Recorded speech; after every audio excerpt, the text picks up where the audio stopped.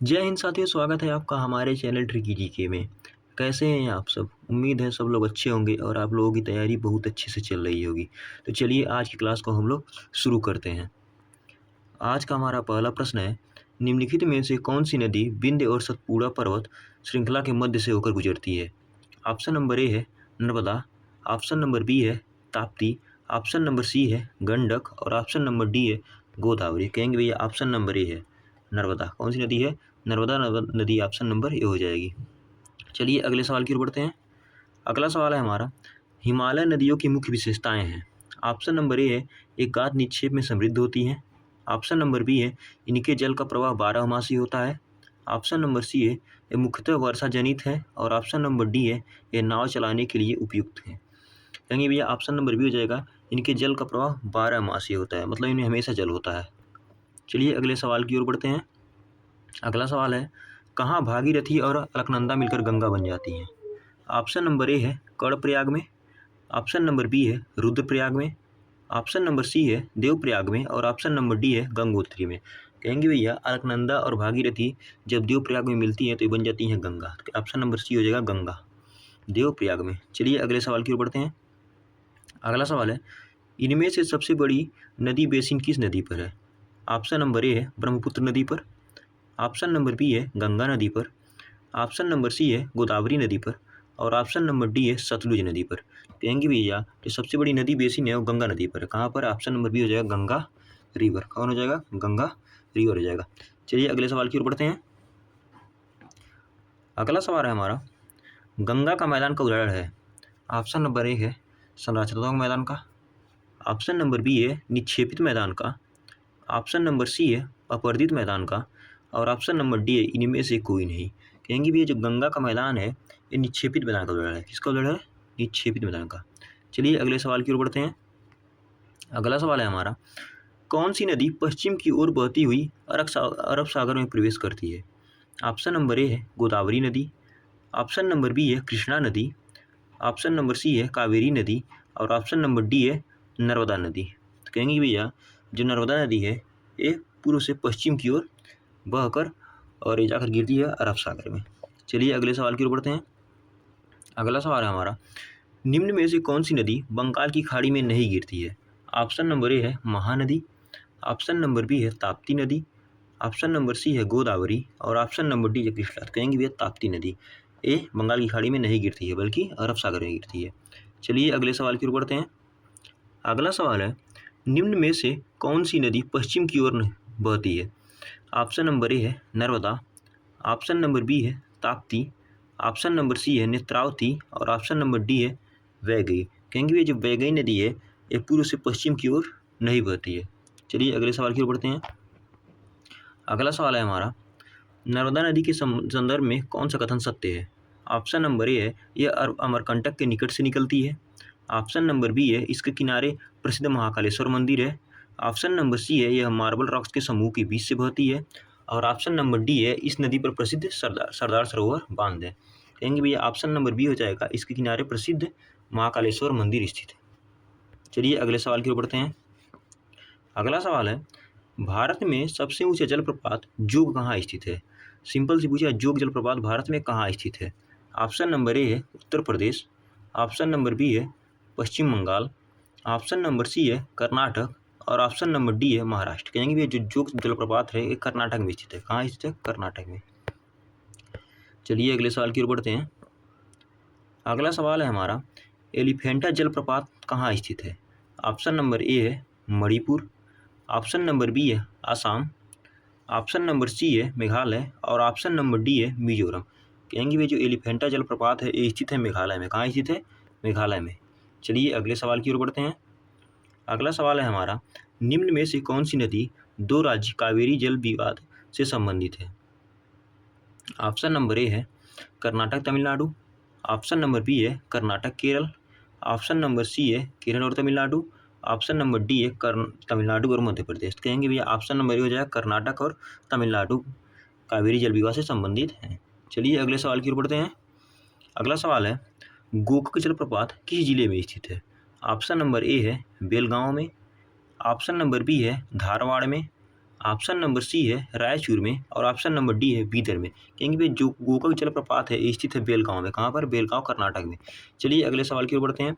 अगला सवाल है हमारा, उड़ीसा का खंडदार जलप्रपात किस जिले में है? ऑप्शन नंबर ए है कालाहांडी जिले में, ऑप्शन नंबर बी है कंधमाल जिले में, ऑप्शन नंबर सी है संबलपुर जिले में, और ऑप्शन नंबर डी है सुंदरगढ़ जिले में। कहेंगे भैया ऑप्शन नंबर डी हो जाएगा, सुंदरगढ़ जिले में स्थित है। चलिए अगले सवाल की ओर बढ़ते हैं। अगला सवाल है हमारा, निम्न में से कौन सी नदी अरब सागर में गिरती है? ऑप्शन नंबर ए है गोदावरी, ऑप्शन नंबर बी है महानदी, ऑप्शन नंबर सी है माही, और ऑप्शन नंबर डी है कृष्णा। कहेंगे भैया ऑप्शन नंबर सी हो जाएगा, माही नदी जो है ये गिरती है अरब सागर में। चलिए अगले सवाल की ओर बढ़ते हैं। अगला सवाल है हमारा, नर्मदा नदी का अधिकांश भाग भारत के किस राज्य में बहता है? ऑप्शन नंबर ए है गुजरात, ऑप्शन नंबर बी है महाराष्ट्र, ऑप्शन नंबर सी है मध्य प्रदेश, और ऑप्शन नंबर डी है राजस्थान। कहेंगे भैया ऑप्शन नंबर सी हो जाएगा मध्य प्रदेश। कौन हो जाएगा? मध्य प्रदेश हो जाएगा। चलिए अगले सवाल की ओर बढ़ते हैं। अगला सवाल है, निम्न में से कौन सी भारतीय नदी पूर्व से पश्चिम की ओर नहीं बहती है? ऑप्शन नंबर ए है नर्मदा नदी, ऑप्शन नंबर बी है ताप्ती, ऑप्शन नंबर सी है लूनी, और ऑप्शन नंबर डी है कावेरी। कहेंगे भैया ऑप्शन नंबर डी हो जाएगा कावेरी नदी, ये पूर्व की ओर बहती है। चलिए अगले सवाल की ओर बढ़ते हैं। अगला सवाल है, निम्न में से किस नदी का उद्गम स्थल भारतीय क्षेत्र में नहीं है? ऑप्शन नंबर ए है महानदी, ऑप्शन नंबर बी है ब्रह्मपुत्र, ऑप्शन नंबर सी है रावी नदी, और ऑप्शन नंबर डी है चिनाब। कहेंगे भैया ऑप्शन नंबर बी हो जाएगा ब्रह्मपुत्र नदी। चलिए अगले सवाल की ओर बढ़ते हैं।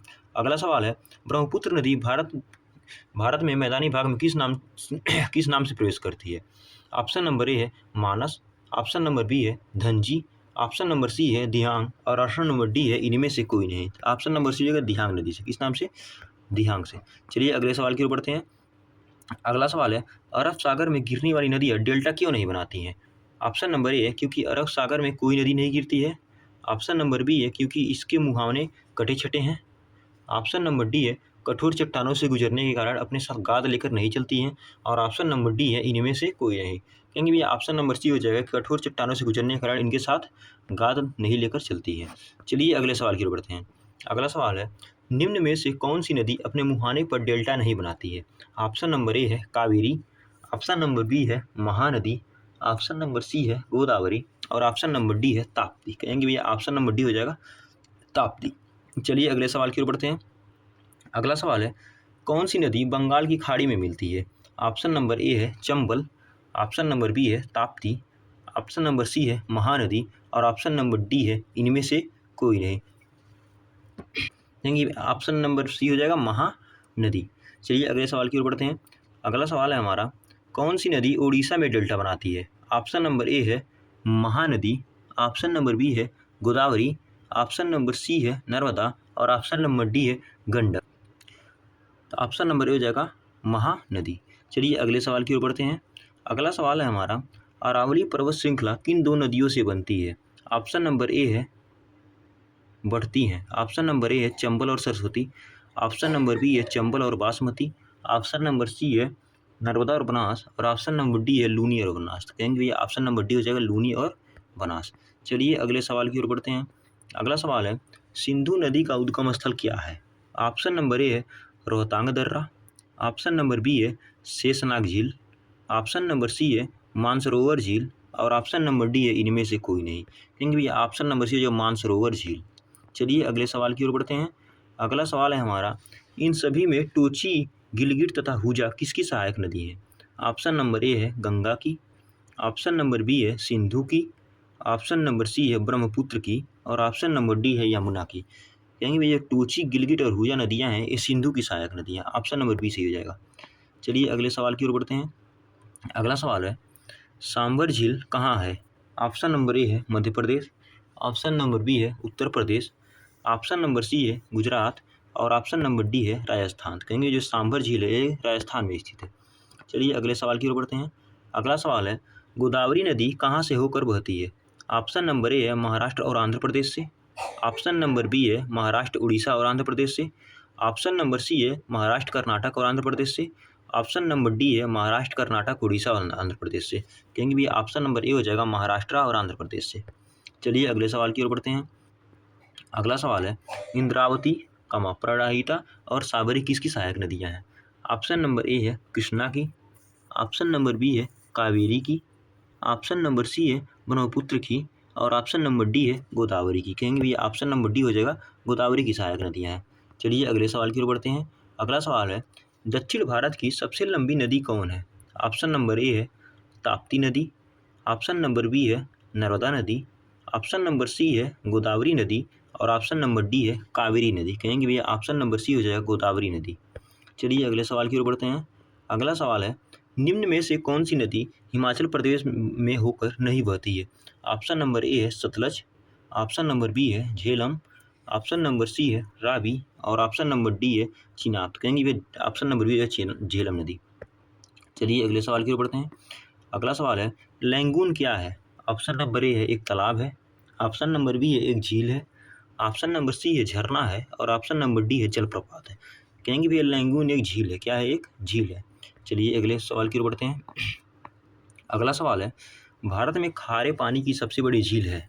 ऑप्शन नंबर ए है उलर झील, ऑप्शन नंबर बी है गोविंद सागर झील, ऑप्शन नंबर सी है चिल्का झील और ऑप्शन नंबर डी है सांबर झील। तो कहेंगे भैया ऑप्शन नंबर सी हो जाएगा चिल्का झील। चलिए अगले सवाल की ओर बढ़ते हैं। अगला सवाल है हमारा, चिल्का झील किसके पालन के लिए प्रसिद्ध है?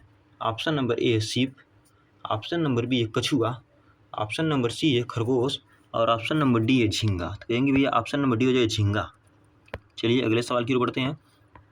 अगला सवाल है, भारत में मीठे पानी की सबसे बड़ी झील कौन सी है? ऑप्शन नंबर ए है डल झील, ऑप्शन नंबर बी है चिल्का झील, ऑप्शन नंबर सी है कोल्लेरू झील और ऑप्शन नंबर डी है सांबर झील। कहेंगे भैया ऑप्शन नंबर ए हो जाएगा डल झील, जम्मू कश्मीर का। चलिए अगले सवाल की ओर बढ़ते हैं। अगला सवाल है, पुष्कर झील कहाँ स्थित है? ऑप्शन नंबर ए है राजस्थान, ऑप्शन नंबर बी है Uttar Pradesh, option number C है पंजाब और ऑप्शन नंबर डी है जम्मू और कश्मीर। कहेंगे भैया ऑप्शन नंबर ए हो जाएगा राजस्थान में है। कहाँ पर है? राजस्थान में है। चलिए अगले सवाल की ओर बढ़ते हैं। अगला सवाल है हमारा, विश्वेश्वरैया नहर है? ऑप्शन नंबर ए है कावेरी नदी के बाईं ओर निकली नहर, ऑप्शन नंबर बी है कावेरी नदी के दाईं ओर निकली नहर, ऑप्शन नंबर सी है हेमवती नदी के बाईं ओर निकली नहर और ऑप्शन नंबर डी है हेमवती नदी के दाईं ओर निकली नहर। क्योंकि ऑप्शन नंबर ए हो जाएगा कावेरी नदी के बाईं ओर निकली नहर है विश्वेश्वरैया नहर। चलिए अगले सवाल की ओर बढ़ते हैं। अगला सवाल है, राजस्थान नहर का नया नाम क्या है? ऑप्शन नंबर ए है गांधी नहर, ऑप्शन नंबर बी है इंदिरा गांधी नहर, ऑप्शन नंबर सी है जवाहर नहर और ऑप्शन नंबर डी है सुभाष नहर। कहेंगे भी ऑप्शन नंबर बी हो जाएगा इंदिरा गांधी नहर। चलिए अगले सवाल की ओर बढ़ते हैं। अगला सवाल है, निम्न में से कौन सा पावर स्टेशन चंबल घाटी परियोजना से संबंधित है? ऑप्शन नंबर ए है हीराकुंड परियोजना, ऑप्शन नंबर बी है भांगड़ा नंगल परियोजना, ऑप्शन नंबर सी है रिहंद परियोजना और ऑप्शन नंबर डी है गांधी सागर परियोजना। तो कहेंगे भैया ऑप्शन नंबर डी हो जाएगा गांधी सागर परियोजना। चलिए अगले सवाल की ओर बढ़ते हैं। अगला सवाल है, कोयना परियोजना किस राज्य से संबंधित है? ऑप्शन नंबर ए है Himachal Pradesh, option number B है Uttar Pradesh, option number C है महाराष्ट्र और ऑप्शन नंबर डी है बिहार। तो कहेंगे भैया ऑप्शन नंबर सी हो जाएगा महाराष्ट्र। तो ये हमारे सेशन का लास्ट क्वेश्चन था। इसी के साथ धन्यवाद।